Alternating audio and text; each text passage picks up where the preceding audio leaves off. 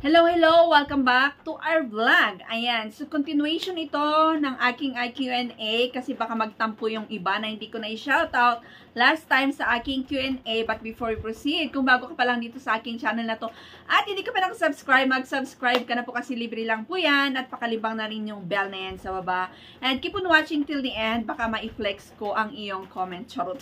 Ayan, so start na natin and you know that real gawa tayo ng 10 to 13 minutes to flex all your comments or suggestion nyo about sa mga sunlap date and mga jewelry nyo. Ayan. Kasi, marami pa tayong hindi na i-shout out last time. Kaya, eto na. Ayan. Kasi baka sabihin nyo, inisnab ako. Eto ay galing kay Sir Ronald Villa. Wala lang. Nagparamdam lang siya na first viewer siya. First comment niya sa aking na-share last time na sunlap date. First, sabi lang niya. So, shout out to you. Thanks for watching. Ayan, so next is galing kay user, sabi niya, makasang lang nga, medyo tumaas na. Yes, kung hindi mo naman kailangan ng pera, wag ka muna magsanlabat. When you are in need, ayan, pwede. Okay, so next is galing kay, nakakatawa ito, hindi ko alam kasi naalala ko pala itong Andrew na to, parang siya yung basher ko na ewan. Ayan, so, nakakatawa yung comment mo, sir. Ayun, so galing kay Andrew Besa. Andrew. Yes, Andrew. Andrew Eric.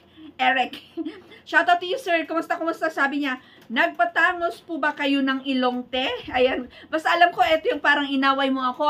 Inaway mo. Parang first comment niya or first nanonood siya dito sa aking channel is iba yung, hindi ko na maalala kasi, pero naalala ko yung pangalan niya na may shinout out akong ganito. Sabi niya, yun, nagpatangos ka ba ng ilong, te? Sabi sa akin, bakit ano bang nangyari sa ilong ko? Hindi pangit nga ng aking ilong Kumad.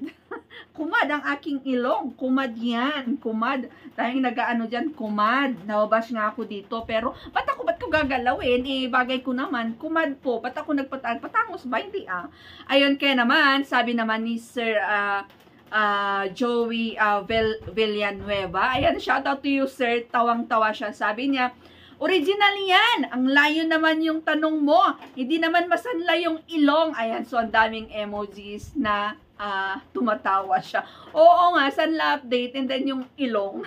May ganun pala, no? So, kahit pala nagdadadaldal kayo dito pero naka-ano kayo sa aking mukha, no? Wag, sa bunganga ko na lang, pakinggan nyo na lang ako kahit i-ano nyo na lang. Yung sound na lang.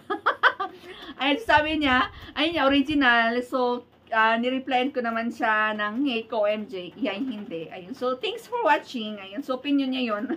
Pero, hindi nga connected sa sunlap date, Nagpatangos ka ng ilong. Ingat po kayo. Buti na lang, andyan si Sir Villanueva. Ayun. Dilak manen. Nagrigat manen niya may simpan. Next is galing kay Z. Shout out to you. Ayun. So, may bayad po ba pag nagpa-appraise? Wala po, okay? Walang bayad. Mostly, sa aking mga sinishare na mga pawn shop, libre lang po magpa-appraise. Except for BHF, okay? Except for BHS. Yun pala, si BHF is sila yung nag-aas ng bayad pag magpapa-appraise ka. Pero pag isanla mo, is hindi ka na magbabayad, okay? Sa mga Cebuana, Palawan, Villarica, M. Loelier, RD Pawn Shop is libre lang po magpa-appraise. Next is galing kay Ma'am T 199. So, flex ko na lang dito. Shout out to you, madam. Natanggap ba ng gold coins ang Cebuana? Yes po. Basta gold po yan. Basta ginto po yan is dalhin niyo po sa pawn shop. Ina-accept po nila yan. Okay? So, pa-comment down below kung kumusta ang nangyari sa gold coin mo na yan. Okay? So, next is galing kay Joel Corpus. Ayan. So, dito ako natawa kay Sir Joel. Sabi niya, magkaano po sanla ng 21 carats? Tapos, yung kinumentan mo na yan, sir, is sanla update natin ng 18 carats at saka 21 carats. Kaya eto naman yung talagang hindi nanonood. Yung parang nagmamarites lang ka. Yung parang nagmamarites ka lang. Ayun, balik-baliktad na yung sinasabi ko. Sanla update na nga eh. Tapos nakalagay pa, nilagay ko talaga sa thumbnail kung ano yung i-update ko sa inyo na 18 carats at saka 21 carats. Is hindi mo pa pinanood? Ayun, kaya sabi ko sa kanya, panoorin mo po sir, para malaman mo. Kasi yung iba is, gaya mo, is yun nga, ayaw mong manood kasi nga, ayaw mong makikita ang aking pagmumukha, charot. Naiinis ka kasi ang dami kong daldal. Ang gusto kasi ng iba is diretso na pagbukas nila ng aking video is, Sanla update, 21 carats is 5,000, 18 carats, 4,000. Yung ganon. Ayaw yung kausapin ko muna kayo. Ayun. So, hindi lalagyan ni YouTube ng ads ang aking channel. So, lalo akong tatamarin mag-Sanla update pag wala tayong kita. Charot. Ayan. So, panoorin niyo po pag may mga Sanla update tayo. Ano? Kung ayaw mo namang mapanood ako, skip na lang, bahala ka na, skip mo na lang. Punta ka na sa gitna or sa katapusan, nandun ang Sanla update natin. Okay? So, next is galing kay mahaba na ito. So, basahin ko na lang since nag-comment siya dito sa ating channel. Kasi nakausap ko na ito sa aking Facebook page. Facebook kasi nag-PM siya. Sabi niya, May, ako magko-comment. Hehe. Yung sa akin, kanina, 2.8, 21 carats, umabot ng 9,350, pero 5K lang. Ayun. So, mataas yung appraisal rate, pero ang kailangan lang niya is 5K. Pwede pong ganun, okay? Pag yung mga nagpapa-appraise or nagsasanla dyan is pag mabigat naman yung item nyo, is kung ano lang yung need nyo para hindi kayo mahirapan magtubos, is pwede nyo pong sabihin. For example, yung alas nyo na yan is appraisal niya is 30,000 is ang kailangan nyo lang is 10,000. Pwede nyo pong sabihin na 10,000 lang po. Pwede po yun, okay? Para po hindi kayo mapasubo, magasto niya, and then later on is may hirapan kayo magtubos sa alas nyo na yan. Pwede po yun, okay? So, share niya ito. 5K lang yung sinabi ko na pera. Tapos, may kaltasagahan na 50 and 5 pesos na service charge. And other charge, tapos June 12 to June 23, may 55 na interest, 11 days. Tapos, okay, kasi mahaba na kasi ito. Ang kinuha niya kasing contract kay Palawan Pawn Shop is 11 days lang. So, nalilito siya na, dapat pag 11 days, every 11 days, i-renew mo siya. Nandyan naman sa resibo, so tinuro ka. Basta every 11 days, i-renew mo siya para hindi magdoble yung babayaran mo in the next 11 days. Bali, na yan, para hindi managdagan. Pero, 5,000 at least, carry bells lang naman yung interest niya, okay? Ayun, so, hindi ko na siya lahat kasi nakausap ko na ito, okay? And, next is galing kay Ann Catalunali. Shout out to you. Sabi niya, hi, watching from South Korea. Ang saya naman, mataas na ang Sanla sa Pinas. Yes po, mataas na po, uwi na. Kaya, buy ka pa ng mga alas dyan sa Korea kasi mataas na po dito sa Pinas. Cebuana, Sangla, Cavite, area, 3,500 per gram, less 4% pa. See? Diba, if you remember, mga ka-pawn shop ko dyan, maraming ang nagko-comment talaga na same sa aking shinare. Yung first na update natin ng Cebuana Pawn Shop ng 18 carats is at 3,500 na talaga. And then yung last na shinare ko sa inyo is bumaba nga kasi iba yung appraiser. Ewan ko, baka hindi siya in the mood, kaya binigyan ako ng ganon, okay? Na 3,000 daw sa Cavite.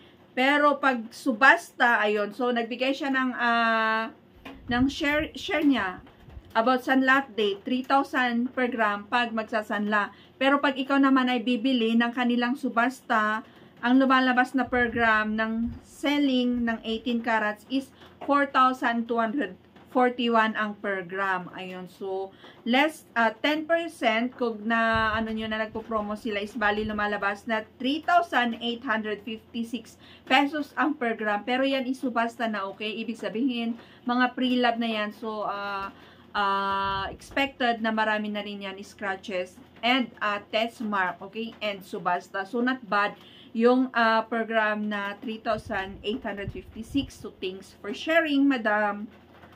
Next is galing kay CC. So, itong mga Toy Flex quiz, shoutout ko sa kanila kasi lagi silang nakasubaybay. Kahit wala silang comment dyan is, ayan, nag-iwan sila ng mga heart. Ibig sabihin, gusto nilang manotice ko sila na nandyan lang kayo na nakasubaybay sa akin. So, thank you, CC. And next is si Nikki CN din. Shoutout to you. Thank you. Ayun. So, may comment pa pala siya. Wow, na-extra ako. Yes. Kasi napanood niya till the end na shoutout ko siya and nasakto na nung next ko siya is nasa huling video na siya. So, ibig sabihin talagang nanood siya. Ayun. So, thank you naman, madam, and God bless. Next is galing kay JC Padilla. Ayan. Sabi niya is silent watcher here. Shoutout to you, sir. But since gold update, first time ko mag-comment. Ayun. So, nahangati pa rin. OFW here and collectible din po ako kasi ng mga jewelry sa iba't ibang bansa. Wow naman, sir! Iba't ibang bansa, ha? Then, one day, nagbakasyon ako sa Pinas at nagipit ako sa cash. Iyan, yung sinasabi ko sa inyo na once na pag nagipit ka sa cash, pag may investment ka sa mga las, madali lang maging cash yan. Mahirap po mangutang ngayon. Maraming madamot at hindi nagpapautang. Imamarites ka pa. Ayan, sa mga lending naman is marami pang documents and waiting pa yan ng maraming days bago maging pera. But when you have jewelries, pera na agad-agad. Ayun. So, sabi niya, one day, nagipit ako na sa cash, cut!